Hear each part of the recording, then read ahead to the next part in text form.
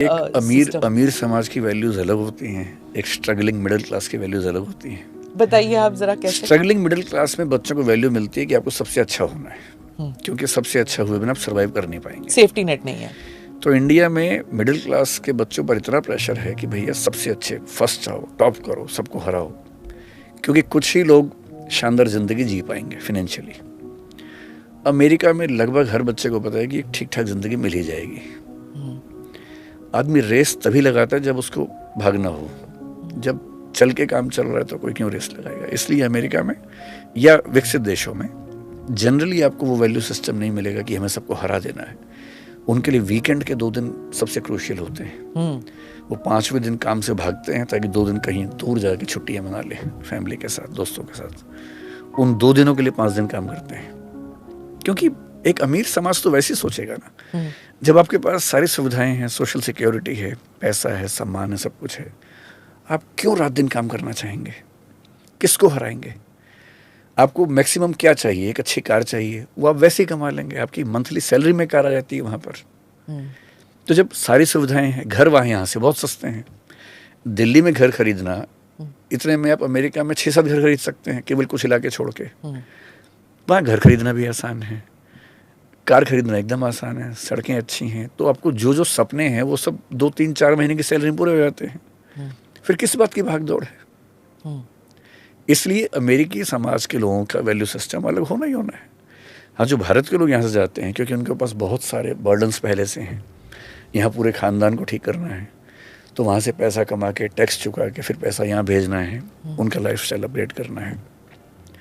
लेकिन जो next generation आती है वहाँ पर, यहाँ से जो लोग गए हैं, उनके जो बच्चे वहाँ पैदा होते हैं, आप देखेंगे उनका भी वैल्यू सिस्टम लगभग वैसा होने लगता है। हाँ, true. They are not running for anything, हाँ, they are running for joy. Yes, आप 20-25 साल हो गए आपको, 25 साल हो गए ये शायद? 25वां साल है मुझे दृष्टि चलाते हुए, और 26वां साल पढ़ाते हुए है। तो जो मिडिल क्लास स्टूडेंट्स 25 साल पहले थे और जो आज के मिडिल क्लास के जो बच्चे हैं, उनमें कोई फ़र्क देखते हैं? हम ये जो आप कह रहे हैं कि वर्क लाइफ बैलेंस जो अमीर मुल्कों में ये सब चौंचले अमीरों के होते हैं। यहाँ पर मिडिल क्लास स्टूडेंट्स में आप देखते हैं? नहीं, गरीबों और मध्य वर्ग के लोगों को ये सब अभी भी नहीं है, ये सब जुमले बोलने का हक भी नहीं है।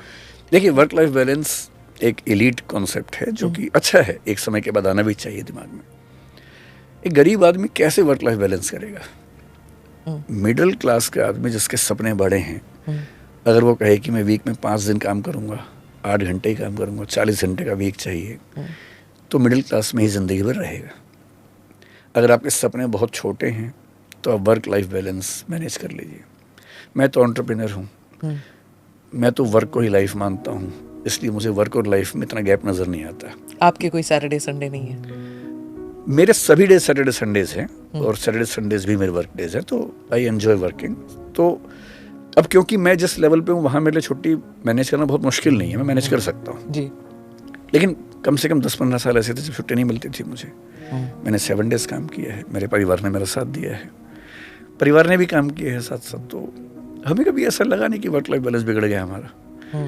और एंटरप्रेन्योर होने, जैसे आप भी, to the best of my knowledge, आप भी एंटरप्रेन्योर हैं।